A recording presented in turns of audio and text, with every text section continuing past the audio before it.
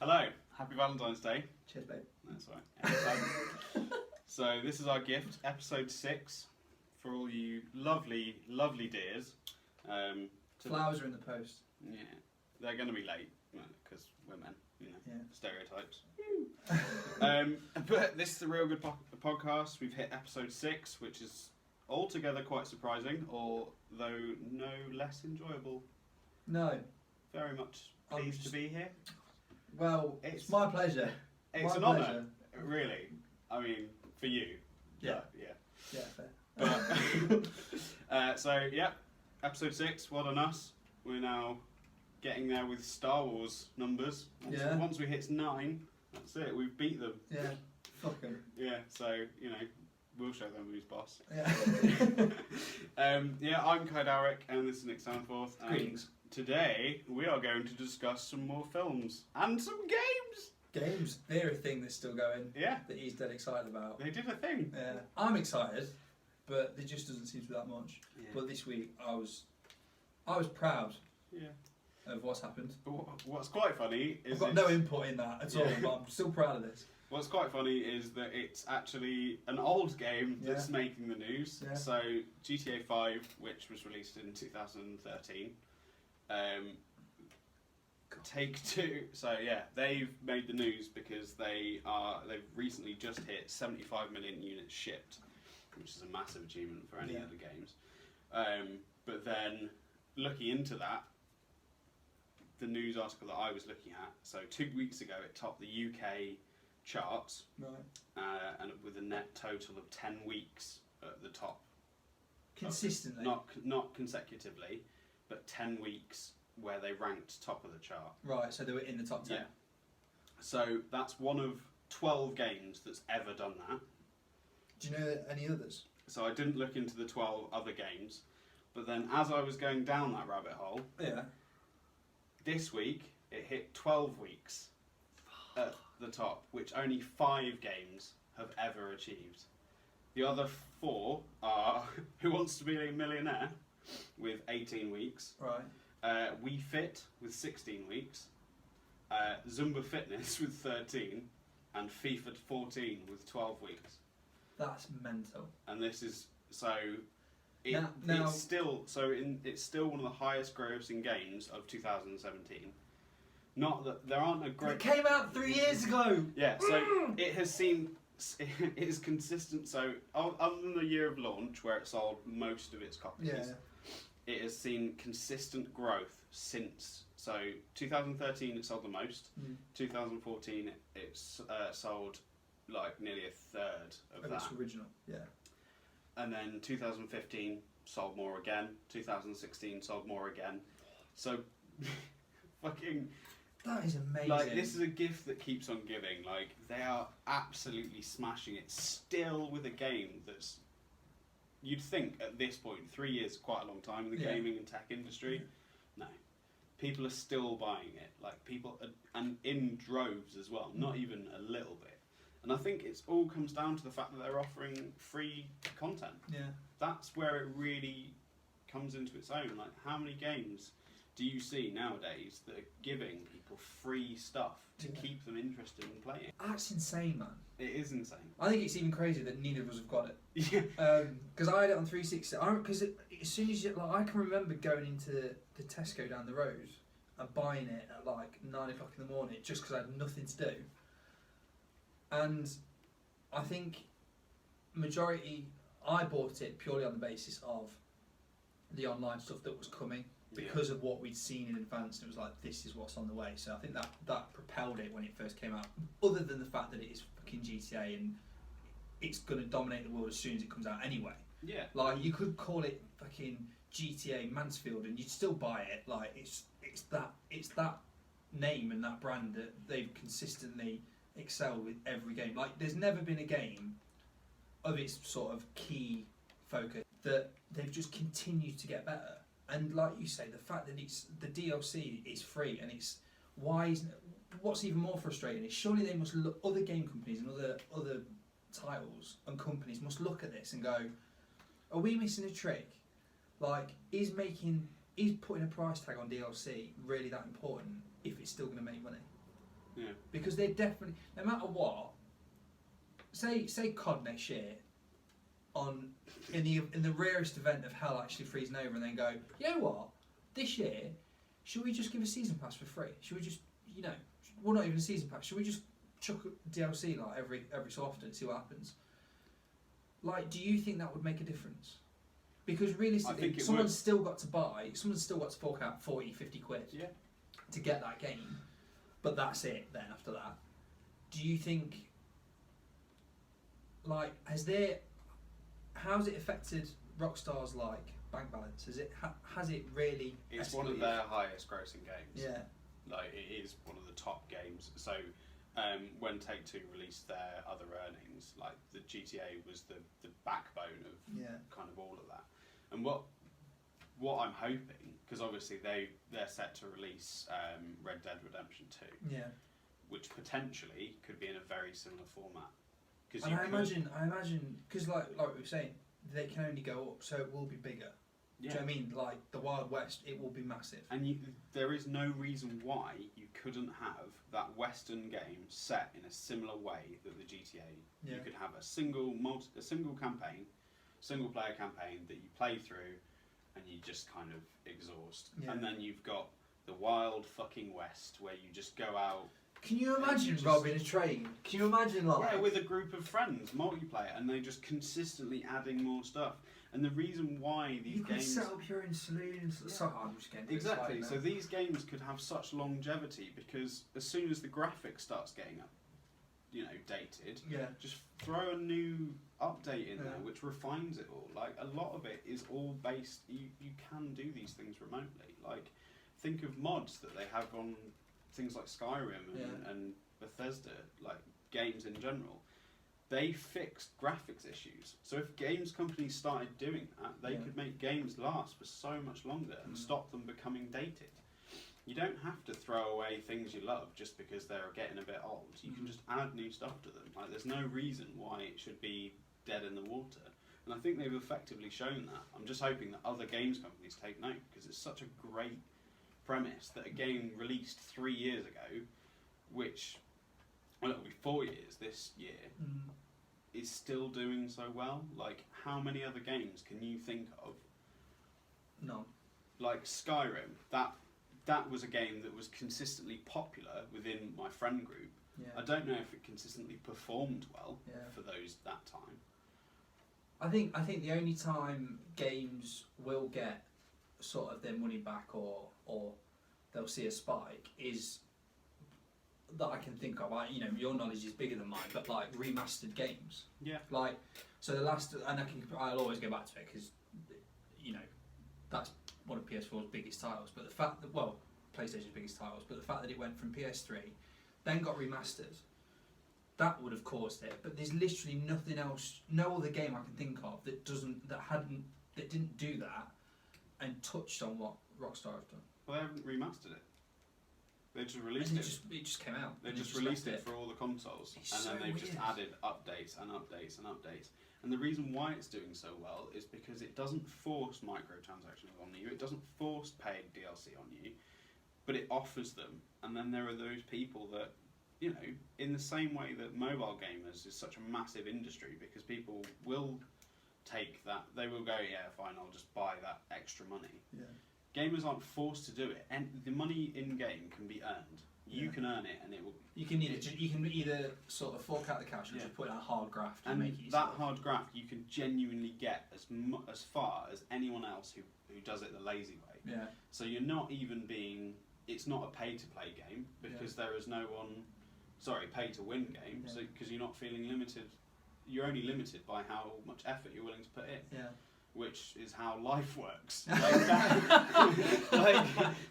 So fine, like people genuinely enjoy these games because it rewards, and everything in game is a reward for what you put into it. Like, but there are those people that will go, yeah, fine, I don't have time to do all that, and I want to. 50 quid. Is an additional 50 quid. Fine, if that's what people want to do. You've got more money than sense, you people. Yeah. But then those people that don't have that aren't being penalised because they can't afford that. They've bought the game, be it first hand, second hand, or whatever, and they can still do as much as anyone else given that they've got enough time to put into it. I think it's just like in our lifetime. I know it sounds so weird to use, but like, I've never come across anything like this. And it's like I remember one of the biggest sort of wow facts for me, and I don't know if it is true or not. I can't remember. I won't be able to find it like on the internet. But I know that, like in terms of a massive game achievement, I know that Halo 2 came out the same week as Spider-Man 2, and Halo 2 made more money. As in the film Spider-Man 2. Yeah. Halo 2 came out and made more money than the film, which was like unheard of. But then it's just, and I think as well the most amazing thing, and to their credit, of any company, any sort of game title or company that you know of, where someone said, guess what game's consistently done well in the past 3 years, and you probably, that would be in your pocket, you'd go GTA, because they just never seem to fail. The companies that you can sort of always pin to do well, you've got Bethesda, Rockstar, and then probably I guess EA, like one of those sort of titles. But like it's mind blowing, and it opens, like it restores my faith in games and companies that are doing this, because how much is it? Like Battlefield 1, for example, you can pay nearly, I think it's like 3 times the cost of the game on extra stuff. Mm. Why? Why can't I just have that? Yeah. Why am I not buying the game enough? Yeah. Like, am I not allowed? You've got me. I think as well. What do you think in terms of, you know, going, because obviously it's common knowledge now that the DLC is the thing that's kept it going. You know, people aren't just buying that GTA for the single player, but like one thing that sort of got out recently was like Resident Evil 7 came out recently, and people have been sort of kind of throwing a bit of a hissy over the fact that the new DLC came out like literally a week after the first game came out. Another one, in fact, more's coming out today, from what I remember. More's coming out today, and you had to DLC. Yeah, it's paid DLC, and the you know, a common opinion is this just stuff extended from the game that you just held back just to make a bit of quid? Well, like, especially when they've considered that the game is so short. Yeah. Like, so maybe they're releasing it so early because people have finished it and sold it already. Yeah. So going back to Bethesda with their most successful game ever, which is now Fallout 4, which beat Skyrim, including the remastered and original sales. So originally the season pass for that game was £20, and they've released 4 so far. Right. DLC, each the size of a game. Like, and as well as creation kits and character and little tiny things to add into this game. Yeah. They've added all of that for £20. They even had to put the cost of their season pass up after a certain point because they realised how much content they were going to release for this game. So they increased the season pass from £20 to £40 purely because of they were adding a second game to it. Effectively, they've got Far Harbour, Nuka World, I think some others as well, and I think they've still got more planned. And it's mad, and people are, you know, these are huge additions to the game, and it's relative, and it's good value. And then another great example is The Witcher, which I will continue to harp on about. They, again, season pass, £20. They've added 2 extra DLCs, which are the size of games. Like, not so combined, they are the same size as the original game, which is a huge game anyway. Yeah. And then what they also did is they added, I think, like 16 costumes, missions, weapons, and just gave it to people for free. Right. It was like, here you go, here's all that stuff. Just, you know, change it as you will. And did that, and that's, you know, great. And they also periodically release their games. So they, I think their first DLC came out nearly, it was either a year or 6 months after the original game launched.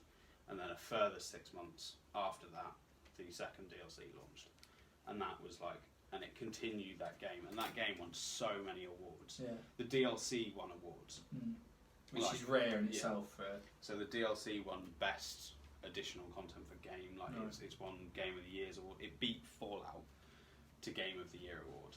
So like Games of the Year award. So that that's the first time a Bethesda game has lost out to Game of the Year award was to The Witcher.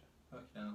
And like this is what I want to see more in the games industry. I want to see more reward for people who are paying their fucking earned money to play their games. Like it almost seems like less of a like.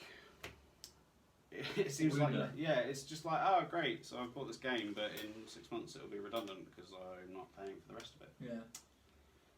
Even stuff like fighting games where it's like you've got to pay extra for an extra fight. No, just give it me. Like, do I not just like? I've just. It's like a perfect example is like we were talking about yesterday. So I checked GTA's current price, and I know it's in Tesco for like 25 quid. It's on Amazon for the same, or you can get it for that variations of it. And I'd buy it. I would buy it now. But you've got games like Zero Dawn comes out March the 3rd, did we say? Or the 3rd? No, March the 1st. It's the 1st. Now, if that comes with DLC, and the game, like say, I'd be really annoyed if I had to pay a bit extra to get that, get an extra out of it. It's like, just give me what I've paid for. Like, I've paid for a full game, and I don't want... What happened to getting extra stuff by being good at the game? Yeah. Rewarding people putting effort in rather than money. Like, remember when all those extra characters you got by achieving things? Yeah. You unlocked costumes by achieving things. You unlocked new areas, new missions, new cars. You did that by being good at the game or by playing the game. Yeah. Rather than buying it. It's more like fucking real estate than it is. But it's... You want more, you buy more. Yeah. I think it's mad now that you can... I mean, one of the major criminals for it, and we've talking about it previously, like, is COD. Like, those games. To think you spend, 50 quid on day one when it comes out, and then they want an additional 40 quid. So you spend 90 quid on a game. I think the biggest lesson, really, I mean, we're saying, why don't you do, why do we have to pay for DLC? Clearly, Rockstar are a company that listen to the fans and go, you know what? Why the fuck should you? Just have it. Just have it and go nuts. You know what? We'll see you in 4 years when GTA. What are we on? 5, 6 comes out. And do you know what? They might not even like. If they do what they're doing now, it might be another 3 years 4 years before we see another GTA game. Because what if they do this with Red Dead Redemption? That'll be going for 4 years, and people. Like, will they even need? Can you imagine if the add-on was just like, we're just gonna give you GTA? No, they wouldn't do that. No. That'd be crazy talk. But yeah, like, fair play to them. Well done. Everyone else take fucking note, because that's how the pros do it. Like, bloody money makes the world go round, annoyingly. Speaking of massive money-related monsters, news got out after we had a wonderful cheese and wine night. That happened. We're cultured. We are cultured. There wasn't much cheese. There was a lot of wine. I got home Friday night to see my Twitter absolutely jam-packed with Marvel-related seizures. After the news that Day 1 had begun for Avengers Infinity War, and what fans had probably were hoping and praying for and guessed since they turned up is the fact that the Guardians of the Galaxy will be in Avengers.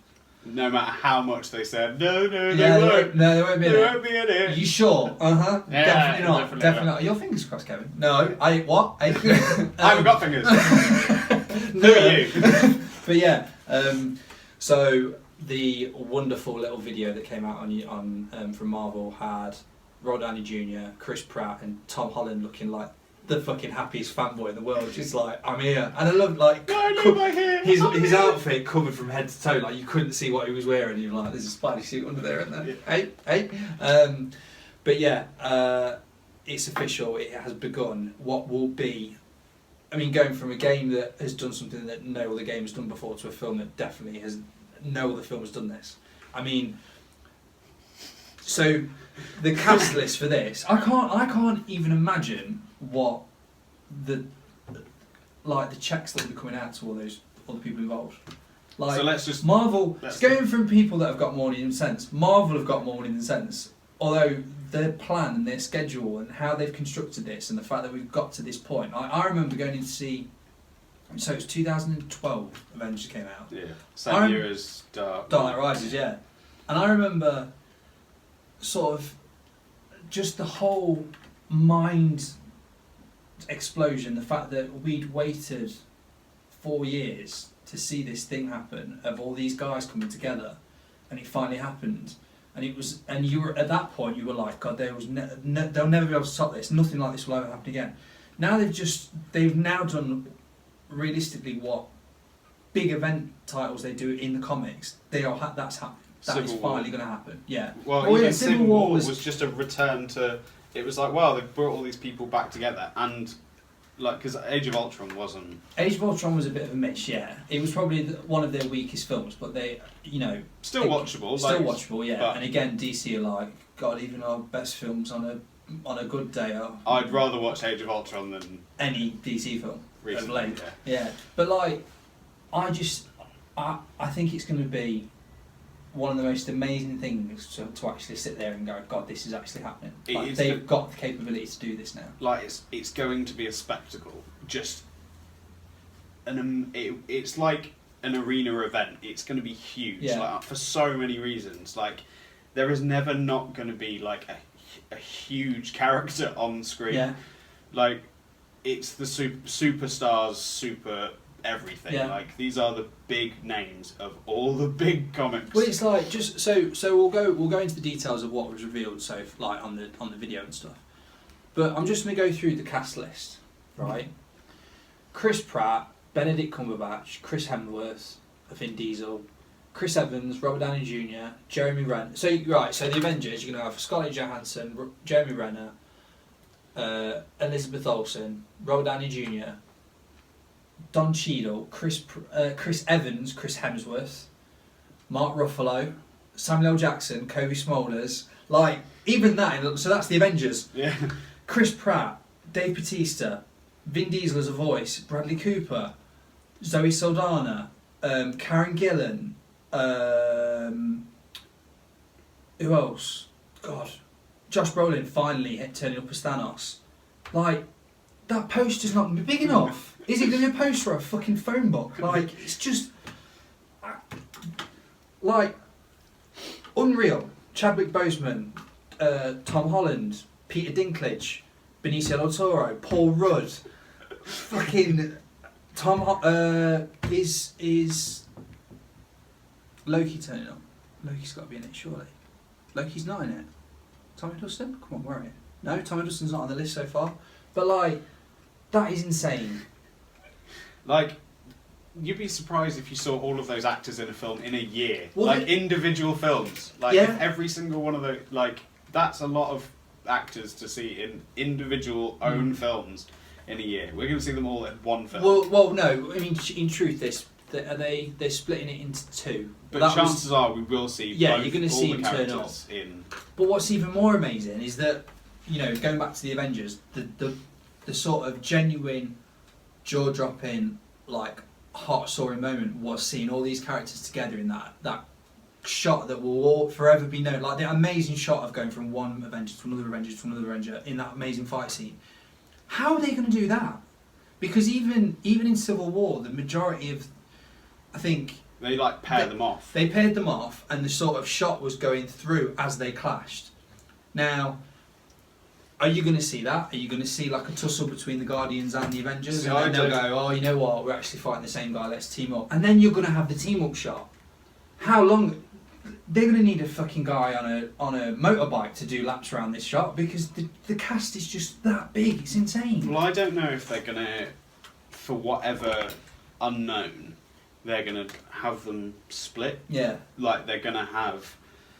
Because obviously, in the trailer, we see Tony Stark, Spider-Man, and Peter Quill together. Yeah. So I don't know if we're going to see some of the Guardians off with some of the Avengers, and then the other half off with another half of the Avengers, and we're kind of going to see it as a split. Yeah.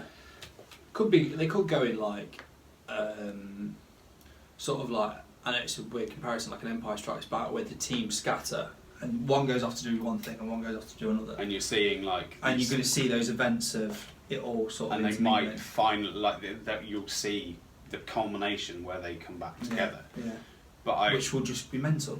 Because there isn't enough screen time to give them all. Like, how can you're not going to know where to fucking look. Yeah. You're going to be there like, oh, yeah. And like, I mean, we'll go back to sort of the details that came out then so far. So from what we know, when the sort of footage came out, big Marvel boss man Kevin Feige explained that his statement is, it's an unprecedented combination of a series of films interlinked together which at the time had never been done before, so he's referring to the MCU. And for us, the important thing is making it all come together. We know they're going to face Thanos. We've been setting that up since Avengers. How do you do that in a way that is unexpected, that pits the Avengers against somebody that is more powerful than anyone they've ever faced, yet make them completely prepared to face him? We'll tear them apart. Which is why they did Civil War before Infinity War, which now sort of probably will see. It will probably help the same way like Rogue One makes Star Wars a better film or more enjoyable.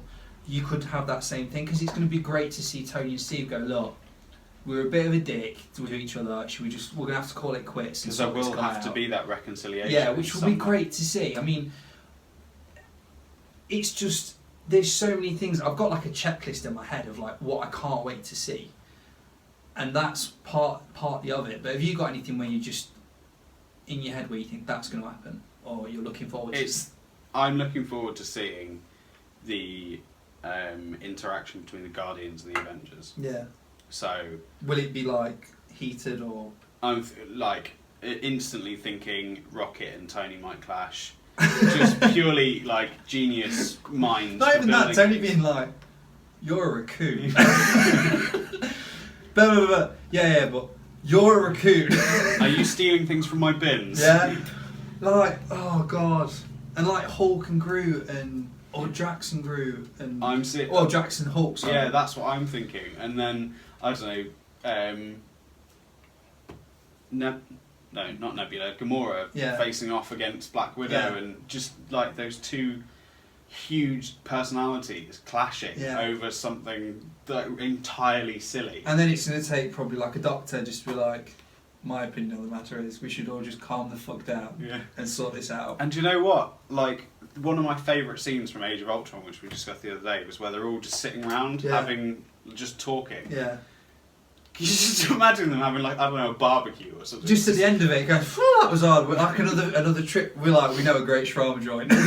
Like, you gotta come see this. Just Groot splashing in a pool. It's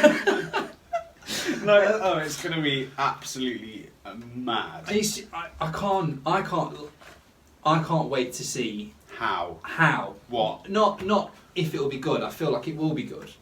But I think an interesting element as well is that they've the common sort of statement that's been floating around is how they're focused on making the film about Thanos.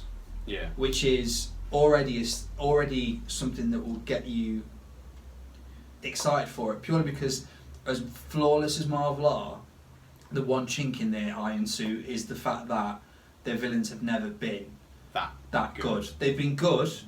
Like we were saying about Iron Fist and coming to that, and the fact that the only good villains they've had so far have been Loki, Kilgrave from Jessica Jones.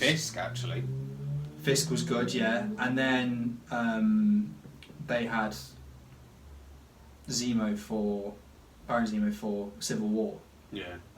Who was really good, like Daniel Bruhl he was in Rush in Inglourious Basterds. Like he had some, you could understand his cause for what he was doing, but every other villain you've gone like Ronan the Accuser, like don't really care, ended on a dance off. Like, yeah, that was great, but there was just, you've never watched it for the villains, you've watched it for the heroes, which they've always got right, and that's fine.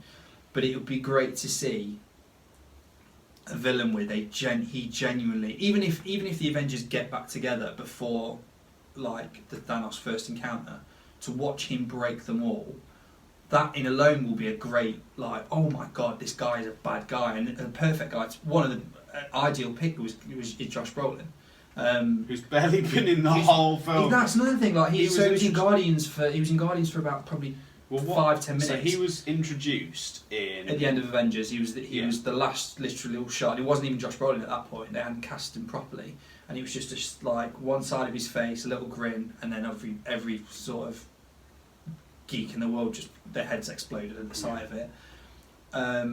A lot of the imagery so far, and like the concept art for what Thanos looks like, he looks Hulk-sized, which is about, they've obviously if anyone's going to know how to translate a comic to a character from their comics to the screen, it's Marvel.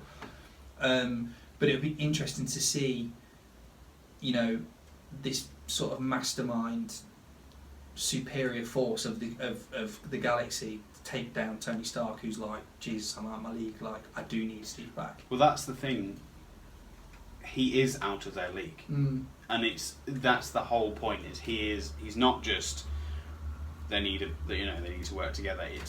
He is beyond anything they've ever encountered. And you're gonna need all these characters to do it. Yeah, and even then, it's going to be a tough.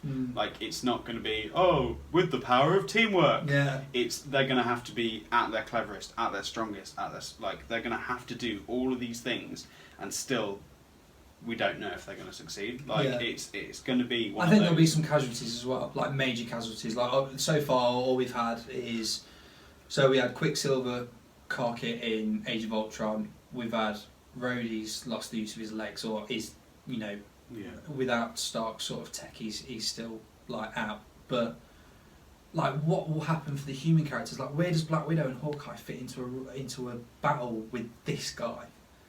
Like, because they are nothing. They are, yeah. Like, not even being like, they're great characters in their own right, but they are nothing. They have nothing to protect them. Yeah. Like, yeah.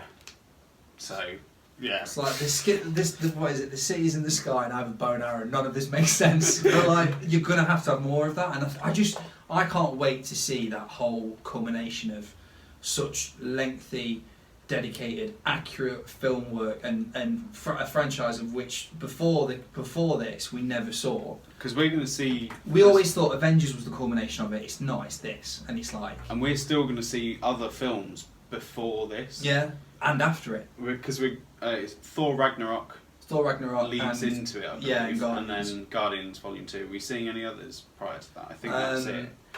I think after that it's like Captain Marvel and stuff like that. Yeah. Or Black Panther. Yeah, and I don't know if they're going to set Black Panther up, because I don't know if he'll be included within that. He's in there. He's in the list. So they might have an extra film for him. Rumoured, yeah. Rumoured. So far the rumoured characters are him. Oh, Maria Hill. Sorry, Kobe Swanson might be in it. Just going through the cast, it's just madness. Like, it's absolutely madness. So you've got, going down IMDb's cast list, Black Widow, Star-Lord, Doctor Strange, Thor, Captain Marvel will be in it, Groot, Gamora, Captain America, Iron Man, Scarlet Witch, Spider-Man, Hawkeye, Winter Soldier, Rocket Raccoon, Nick Fury, Drax, Ant-Man, the Collector turns up in it, Thanos, obviously, the Hulk, Vision, Wong's in it, Black Panther, rumoured. Good lord. I can't wrap my head around it, man. And DC is still can't get the fucking shit together and sort this out. Just they're not even in the same league, and that's horrible to say, because they should be. Yeah. Like, the comics are and the universes are, but not on this field. They've fucked it Yeah. royally. Soz guys, you're out. Yeah. Yeah. Well, so that film's a long way away. Yep. But holy hell, can we not wait? So, I can't believe it's happening. 2018.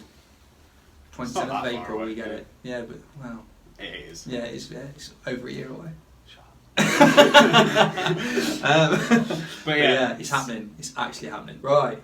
Woo. From one massive franchise to one that fills our colon and our arteries with fatty goodness. This segue is going to make so much sense when you know what we're talking about. Yep. Kai, you went to the cinema last week. I did. What did you see? The Founder. What's it about? McDonald's. Do you see? You get it now, don't you? It's like, break it down for me, bro. No, can't do that. Cut that out. Yeah. So it's directed by John Lee Hancock, and it's the story of Ray Kroc, played by Michael Keaton, who took the idea of McDonald's from the McDonald's brothers, here played by Nick Offerman as Dick McDonald and John Carroll Lynch as Mac McDonald. And his name is Mac McDonald. Yeah. Okay. Yeah. The more you know. Yeah. See, every week you learn a fact. Just hilarious.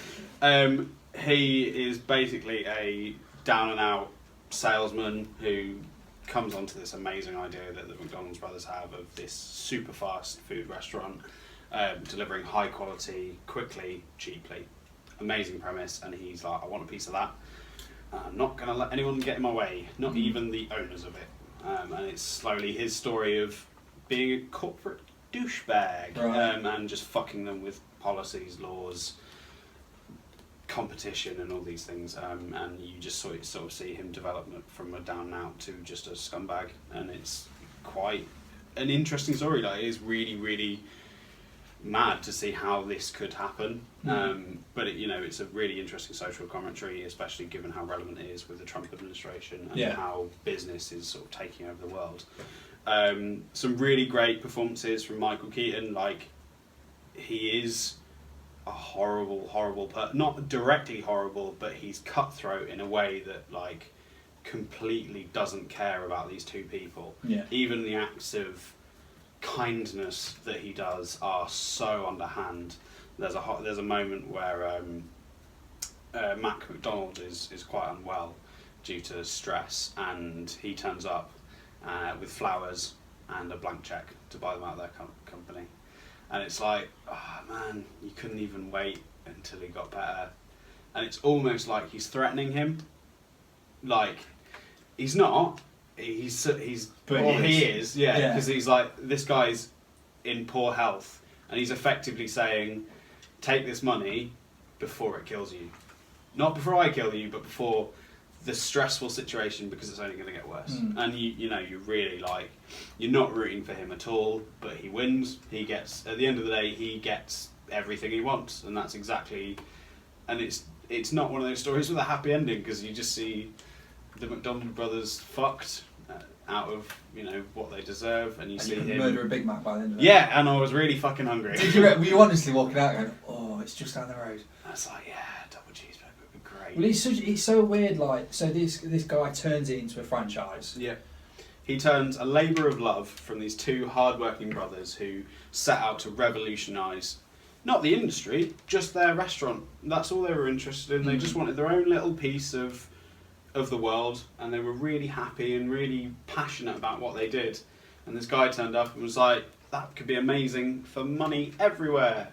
And he just slowly steals it from them and then forces them out of it. And there's this heart-wrenching scene at the end where the two brothers are having their shop, their original McDonald's store, being taken down because they lose the rights to their own name. They no longer have the McDonald's brothers. They can't have McDonald's Incorporated. They can't have anything with McDonald's on anything, because they've had to sell the rights to this company. It must be like, I always remember, because as you're telling the story, like straight away I'm like, I compare it to Social Network, and I remember there's a massive story where Sean Parker of Napster's telling Zuckerberg a story about the guy that sold the rights to Victoria's Secret and then killed himself. Like, because so far by the sounds of things, Keaton's not a character that you like. Nope, not even slightly. So what draws you in to continue watching it and keep the interest? Is it just watching this whole It's just empire watching it built unfold. Yeah, and it's just like you sat there in disbelief, like what awful thing is he going to do next? And even when the credits roll and it gives you facts about the company, and because obviously this is a true story, some of it obviously may be dramatised, but it's largely a true story, and the facts on there, and you're like, that's not positive. Like, you just. And we all know what McDonald's is today. To see that it came from a place of love and genuine family and everything, and how that was twisted into fast food, low, like not necessarily high quality, which is what it originally was. Is like it's depressing in a kind of eye-opening way. It's like, wow, fuck, this is really relevant because that's what's happening. We're sacrificing all these things to make way for businesses. So it's hugely relevant. But there are moments where it's a bit slow, and you're not off. You become disinterested because it's like, great, what other awful thing is this guy going to do to these very, very lovely people? Because Nick Offerman and John Carroll Lynch play a great pair. Like, they're very, very sympathetic towards them. They play really relatable, or not necessarily relatable, but really nice characters. Great. You want to root for them, and you just see them shit on for the whole film. Like, even when it starts out, they're so hesitant about going into this deal with him, and it's like signing a deal with the devil for them. It just gets worse and worse and worse until they lose everything. They get a payout, but they don't. It's not a payout. No, it's barely anything compared to what McDonald's is worth nowadays. So really good and really interesting. I'd recommend going to see it, because it's such a fascinating story. To see how this happens, and to see how this could happen, it's an eye opener. But personally, it wasn't exciting, because at every turn it's just like, oh god, what now? And there are times where the main character is not a relatable man. You don't, he might be, but you don't want to relate to him because he's such an arsehole. Like, he divorces his wife, steals someone else's wife, steals a company, and it's just like, you've broken every fucking rule to get the money, and it pays off. And that's the thing, he wins. He's a winner, and it's like, great. That really says. That's my issue. If you're relating, well, not relating, but you feel more for the other guys, and yet Keaton's character is the lead character. Does he? So it's weird. It's almost a contradiction, because if he plays the character well, then you hate him. But then if he played it badly, then you'd like him, but you shouldn't. Yeah. So he's good at being hated. Right. You can't fault his performance because you don't like him. But that in itself is a negative, because you're not enjoying it. Yeah, you're not. Sometimes it's not being drawn forward. You're missing. Because the moments with the most heart are where they're talking to the McDonald's brothers, and there's some really touching moments and heart-wrenching moments between them, because obviously this is their dream and it's being stolen from them. And they're the most human moments in the film, but they're a smaller percentage of the film because it focuses on the bad guy. Keaton just rubbing his hands together and be like, woohoo! Yeah, and it's not even, and he's not even. He doesn't really care. There's a moment of empathy right at the end of the film, and it almost feels like token. It's like, why would he question it at this point? He's come this far. Surely he doesn't care that much, because he could have stopped. Yeah, he could have honoured agreements. He could have done all those things. Because that's my issue. Because I think it's difficult to watch a film. Everyone loved The Wolf of Wall Street, but I had an issue with it because I couldn't get behind DiCaprio's character, because it was like you said. So Keaton's character is a character you can't relate to. But having said that, everyone knows a dickhead. Everyone knows a guy who's got more than he needed to because he's gone above and beyond. Or not above and beyond, he's done bad. You've done bad deeds to get to the good place you're in, which is a lot like what Wolf of Wall Street was, where it was scamming thousands of people out of thousands of dollars, and then he was sat on a yacht, and then the FBI came knocking, and then it started to fall apart. And I think I understand where you're coming from, but the big difference with The Wolf of Wall Street is, one, the craziness of it. The level. So it's a spectacle. It's insane in so many levels. It's like, how is this even remotely based on truth? This isn't that grand. It's not. It's shitty, but it's not all that unimaginable, because it's very. You can imagine these things happening, whereas in The Wolf of Wall Street, it's just so insane. How could this possibly happen? But it did, and Leo pretty much loses everything.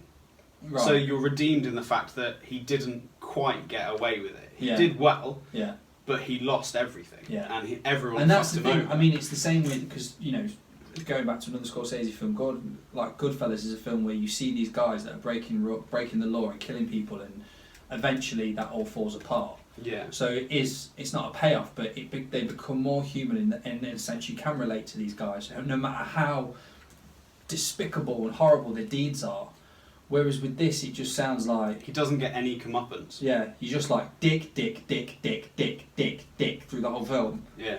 Well, that's McDonald's thing, but yeah. No, so yeah, that's the thing. You don't see it because we all believe that we want things to end. We want good things to happen to good people, and bad things happen to bad Yeah. people. That's the way we want to see the world, because otherwise, that we don't feel like there's any justice in it. And this film is definitely a case of bad things happen to the good people, and good things happen to the bad person. He may But then have. that's life at the end of the Yeah, day. that is, and it's not, and I don't know. I guess it shows that we all kind of want a Hollywood ending, or we all want to see the good people get something good and the bad people get something bad, and we don't see that in this film because that's not how life works. So it's not as enjoyable to watch because it's not what we'd want to happen, but it is what happened. So it's very it's poignant for the fact that it shows us reality. Yeah. But it's not a good watch because it doesn't show us what we'd want to see. But then there's other films that have come out recently that do that and are at the Oscars. So what do you think this is missing? Regardless of the story and what the outcome of it is. Like Keaton was nominated for an Oscar for Birdman, and you'd think, looking at this story, it's the story of McDonald's and the rise of one of the biggest franchise company in the world. Like, what do you think it's missing to not get that? It's not that exciting. Right. There's just lulls. It's not. Well, no, it's interesting, but the subject itself isn't very exciting. There's not a great deal of conflict. It's kind of just sad. Yeah. It's depressing. Right. Not deliberately, but the more you think about it, it's like, oh shit, that's how businesses work. That is life. That's not an exciting thing to watch. It's just kind of like, yeah, Christ. Look how bad business can be. And it portrays it very well, but it's not exciting, and it doesn't have that wow factor or shock factor that you might have in some of those other true stories, like I don't know, with Hacksaw Ridge. It's just action and unbelievable, and with this, there's no action for a start. Yeah. It's just legal processes. But then some films, Social Network is based on blokes in a courtroom for the majority of it. Yeah. But I don't know. It doesn't really have any. There's not really any challenge. It's kind of, this is what I'm doing. Somebody stop me. Oh no, they won't. No, there's not even any. He's like, this is what I want, and that's what he gets. There isn't really any conflict. There isn't really any resolution. There isn't really any result. Yeah. There's no payoff. There's no sort of justice in this film. Right. So it's hard for us to enjoy it because that's not how we'd want things to be. So you'd recommend it because it's interesting. It is interesting, and it's something.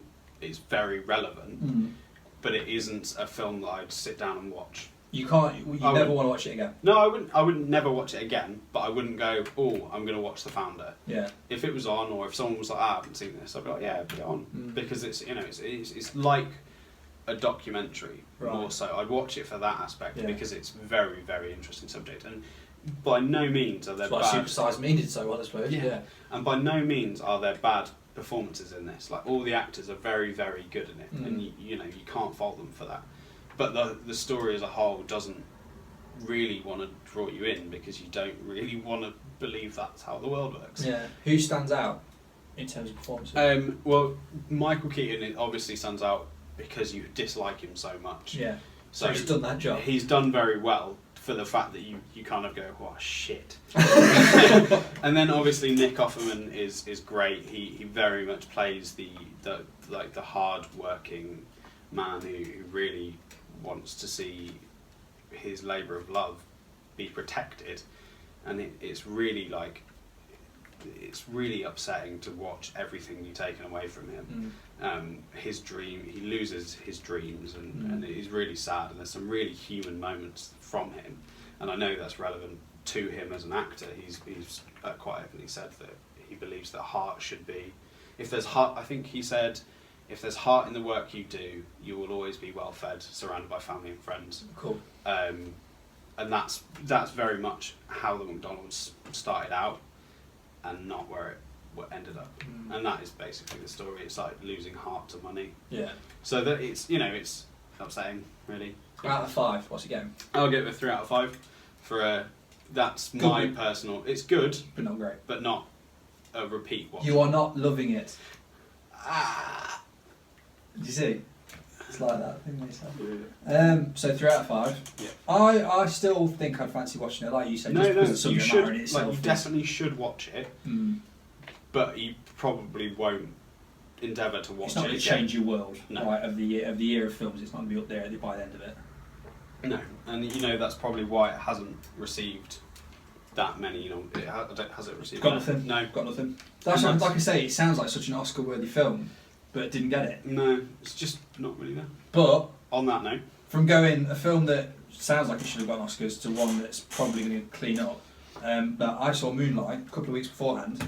This is the second directorial effort from Barry Jenkins. Now, this film looks like it cost fuck all to make, and has come back with making, like, just says so much. Like, there's a handful of coming of age films where I feel people should always watch and go, yeah, I've been there, or I know what that guy's going through. Realistically, then, a complete contrast as to what The Founder is in terms of you can't relate to this character. So for this is about maybe that's why it's done so much better. probably yeah. This is about a young lad called Charon who lives in a rather like rough neighbourhood. South America. Yeah. His mum's a drug addict. He lives in a fairly like heavy drug area, and he is not built for it. Like, in no disrespect to him, like when we first meet him, he's a really timid young lad who is a bit of an outsider, gets bullied at school, and Is we he just intelligent? Like, is he? Or is he he's just? he's not intelligent. He's just a very timid. So not that tough, like No. rough kid that you need No. to survive. In a film, i.e., like Boys in the Hood, sort of City of God, like those sort of gang-related, like rough area sort of based films where you can spot the tough nut Yeah. and you can spot the kid that's going to get out. Like, he's the kid where you don't know where he's going to go. Because he doesn't have You anything don't know to get him out, No, you just Doesn't don't. have any You don't know. routine, yeah. You don't know where he's going to get, basically. And then but he's So- not right there. He shouldn't be he's there. definitely not. Yeah. No, 100%. And it basically just sort of chronicles his life as he goes through his own sort of experiences of trying to find out who he is, or trying to accept who he is, and other people having an influence in potentially directing the way where it might not go, where it should be. The cast is just amazing. Like the Chiron's played by 3 different guys. At 9, he's played by Jaden Piner.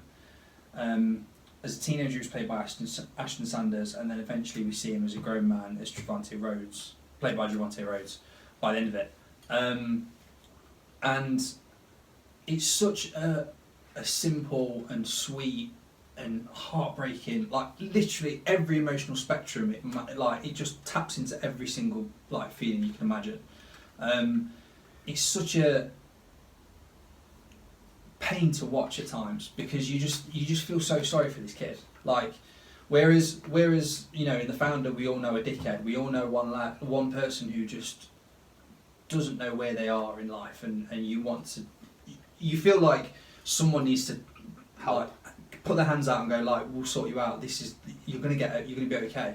Now I'm not going to spoil or reveal as to where it ends up or where he ends up, but the journey of this kid goes on is just so like heartbreaking at times, because one consistent factor in it is Naomi Harris, who plays Charon's mum and is anything but. Like, she's hooked on drugs and like takes it out on her son, who's trying to figure out where he is and what he needs. Like, I keep going back to what he needs to become, because he's dealing. The biggest factor in it is that he's dealing with his sexuality. So from a very young age, he has it's An awareness. his awareness of who he is, and it follows him all the way through up until school, up into high school and stuff. And the one sort of shining helping hand in it is played by Mahershala Ali, who is Cottonmouth from Luke Cage was in Hidden Figures, but underused massively. In this, he is his money's worth and then some, because he is this father figure that is a drug dealer of the neighbourhood and takes in Chiron and just sort of says, look, it's all right to be who you want to be, like whatever you do is cool, and takes him under his wing and just keeps a close eye on him.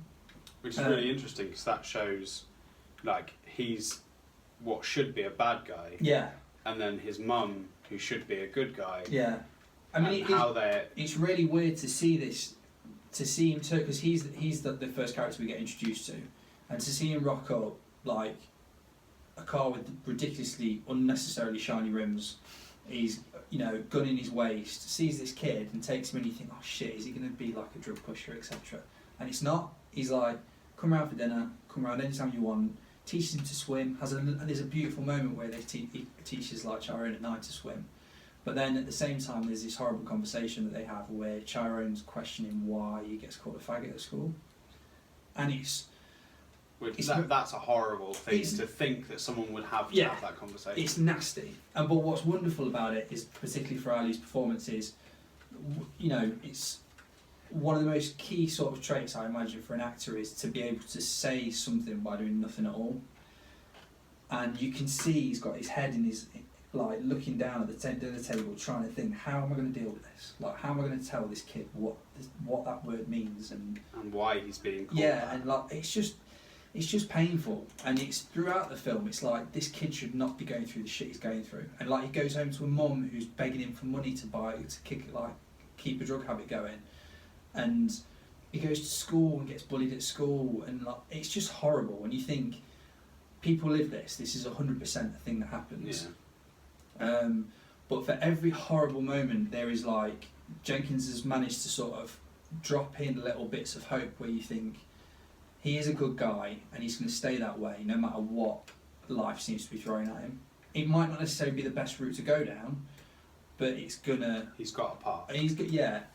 And it might, like I say, it doesn't take him on the best route, but it's only due to the fact of the wonderful performances that you stay transfixed on this one kid who you're just like, please, something could happen. And when it does, you're like, so he gets a wonderful father figure and he connects with this kid at school who's like becomes his friend, and to span this life of looks at relationships with other people, relationships with family, relationships with friends, like making sure that there's no trying to avoid any obstruction that comes your way, and you sit there and go, I know what this guy's going through, and it's so wonderfully acted out. It's beautiful at times. I'd give it 4 out of 5. Yeah. For like really solid performances. Yeah, and that's the thing. Like I've said, like some films, it gets 4 out of 5. It's okay. This is just a really important film that people need to watch. It might not be everyone's film. Yeah. Like because it goes at such a steady pace, but then the performances are that much like The Founder, I suppose, where the performances are that good, it keeps you involved and invested. Definitely a redeeming quality of that film is their good performances. Yeah. So this has been nominated for loads of awards, and you're fully behind exactly. that. Like really. So would you want to see the director to get credit for what he's done? What would you like to see this? I think he has done. I think he should, and I think, like I say, if it won, I don't know. Let me just check what it's up for. So for the minute, in terms of awards, I know Naomi Harris is up for one because for supporting role, best actress in supporting role, Mahershala Ali is up for best actor, best performance by an actor in a supporting role, best director, best cinematography, and it is up for film of the year. If it won it, I'd be okay with that. It's going to be La La Land. Yeah. But that's the bit that I was saying, that like how through the podcast over the week I've said how La La Land doesn't deserve the credit it's been getting. This 100% gets everything that's thrown at it because it's just such a lovely, beautiful little film. Especially considering with what, like you mentioned the budget, like the fact that they've done this with that, and sometimes that's all it needs to be done. Just shows that you don't need all the money in the world to make a good film. Like it's all about the performance and how you put it together. And not, it's the story. Yeah. And it's such an important one where, this film, to say it's a coming of age film, this film would never have happened 10 years ago. Yeah. Do you know what I mean? Because of what the subject matter it deals with and how it goes about it, and it's just lovely. It's just it's a heavy but really heartfelt film, and there's emotion in every frame and in every character, and people need to watch it. I think it's really important that people see it. And I suppose it's especially relevant given, how trying the modern day like although things have improved, things are getting weirder and worse within the world. So I suppose that makes it all the more relevant to people. Like it can give them hope. It can give them ideas on how to deal with things. And it can show them that there is a path for everyone if they go for it. And that's the thing. It's like, I'm not going to go into spoilers, but it doesn't necessarily. Whereas, like you say, The Founder didn't have an ending that you wanted. This has an ending where you want to see where he goes next. Where's he gonna go? Does it end on at least there's hope? Or does it it doesn't tell you where he's going, but it tells you that he could be going somewhere. I don't want to share too much. Right. It's not like. It's just like positive, at least, or it just ends on a note. Yeah. as every chapter of his life, it ends on a note, and this one, it's just worth a watch. It's just definitely worth a watch. 100% worth a watch. A solid 4 out of 5. I'd highly recommend it. Out of all the films that are out this week, so in order, it sounds like The Founder's third, Hidden Figures is second, and Moonlight's first. John Wick, which I haven't got to see yet. Let's not talk about that. We can't talk about it. We'll talk about it next week. But yeah, that's of the Oscar fodder that's coming out. That's definitely one that needs to be seen. Well, that's good because it's tiring to be like, oh, another film that's getting all the awards but probably shouldn't. Yeah. It's nice to be like, okay, at least someone somewhere is recognising something worth recognising. You've earned it. Yeah, they've 100% earned it. That's good. And do you know what? I'd like to see more films where we go, that should be a big contender, and that would be a really good winner. Like that should win. Yeah. But yeah, obviously I don't get how the Oscars work and where they fall and it's just people coughing up money for certain ones, probably. Yeah, Backdoor deals. But yeah, for now, we've had a very stressful day, of which we'll never reveal, but it's been a bit tense. But yeah, this week we've had a few films, good, bad, but still worth some attention. Yeah. Some exciting things, some interesting things. Some very testing things. Yeah. Which we'll be prepared for next week. Which we hope you'll be prepared for next week when we come back. For number 7. Lucky number 7. Lucky number 7. Lucky. So, if you guys, do you want to give us a like? Subscribe to our channel, because that's what we really, really want. You want subscriptions. Because it means you love us. You love us, and you want to subscribe. And we're going to keep talking until you tell us to stop. Exactly. You can find us at Reelgood Tweets on Twitter. And then that's where the tweets are from. Not on Facebook, that'd be weird. And on Facebook we're Reelgood UK, and we're on reelgood.co.uk as well on our website. That is correct. All things that are related to this. We've got some other things from Nick. He's the star of that show. I am. I try to be. Yeah. But yeah, thank you very much for watching, kids. You've been great. We've been great. As always. We will see you next week for more film and game related blather. Bye. Bye-bye.